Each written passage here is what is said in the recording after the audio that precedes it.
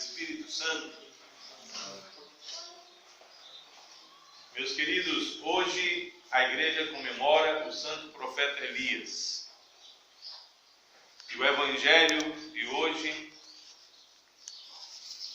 aliás, os dois evangelhos, um fala sobre a multiplicação dos pães, aquele milagre que Jesus Cristo realizou. E logo depois nos fala sobre o momento em que Jesus Cristo fala aos homens uma grande verdade em Israel, uma grande verdade naqueles dias. É que Deus mandou o profeta Elias para a casa de uma viúva específica em Israel. E Jesus Cristo disse àqueles homens: havia muitas viúvas na época do profeta Elias, mas somente à casa de uma o profeta foi para realizar um milagre. E como Jesus Cristo falava aquilo ali no contexto de uma sinagoga ou de um templo judeu, aqueles judeus que ouviram o Senhor Jesus Cristo falar se encheram de raiva, porque eles entenderam que Jesus Cristo estava claramente dizendo que, ao invés de, como profeta, ele vir para muitos, ele estava vindo até o templo dos judeus para pregar o evangelho do reino dos céus.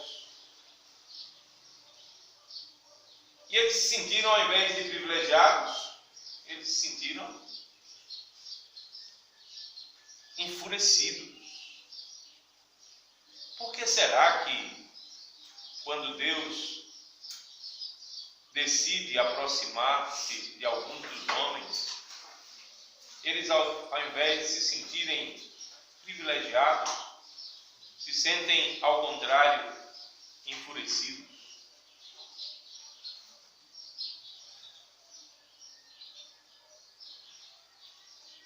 Nos tempos do profeta Elias, aquela viúva se sentiu muito grata a Deus, porque dentre muitas viúvas em Israel, o profeta escolheu exatamente a casa dela para realizar um milagre. Agora, nos dias de Jesus, aqueles homens, ao invés de terem o espírito de gratidão daquela viúva de outrora, pelo contrário, eles se sentiram enfurecidos, enraivados, como se Jesus os estivesse ofendendo. É impressionante isso, meus queridos. Como os homens, ao invés de serem tomados por um espírito de gratidão, às vezes se sentem com raiva, porque de alguma forma Deus se aproxima deles através da sua igreja, através dos seus profetas, através de um bispo, através de um padre, através de um fiel. Nós temos visto aqui em nossa cidade as pessoas, muitas vezes, ao invés de agradecerem a Deus pelo fato de que Ele tem feito coisas maravilhosas, agora mesmo todos estão constatando que parece que essa pandemia maldita está sendo de alguma forma controlada, se não muito, se não pouco, mas de alguma forma, do alto dos céus, Deus tem ajudado e poupado muitos dos brasileiros, dos caruaruenses. E onde estão as pessoas para agradecerem a Deus na igreja? Onde estão as pessoas para dizerem muito obrigado, porque dentre muitas cidades A cidade de Caruaru recebeu a tua proteção, ó Deus. Pelo contrário, os homens se enchem de raiva, de cólera, às vezes por motivos políticos, às vezes por motivos econômicos, às vezes por causa da corrupção que reina nesse âmbito ou nessas esferas. Deus se aproxima da cidade, Deus se aproxima do estado, Deus se aproxima da nação. E onde estão as pessoas? Para virem à igreja agradecer a Ele pela sua proteção, pelas curas inúmeras, que graças a Deus já estão ocorrendo. Meus queridos, nesse dia em que a igreja celebra o santo profeta Elias, a igreja também proclama a necessidade de as pessoas agradecerem a Deus pelos milagres que Deus decide fazer. Às vezes beneficiando um, ao invés de beneficiar a todos. Que todos nós, quando percebermos que estamos sendo alvos do cuidado divino, da proteção divina, da cura divina, que nós venhamos à igreja para agradecer.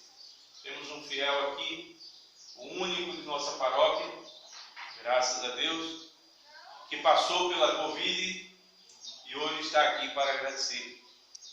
Não é? Ele é um médico,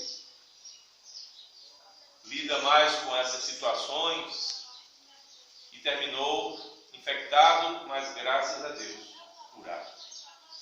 Está aqui para agradecer. Às vezes nós não somos curados, nós recebemos milagres de uma cura, por exemplo, mas tantas outras coisas nos acontecem. Ainda esse mês, Basílio, né, passou por uma provação muito grande, e aí está.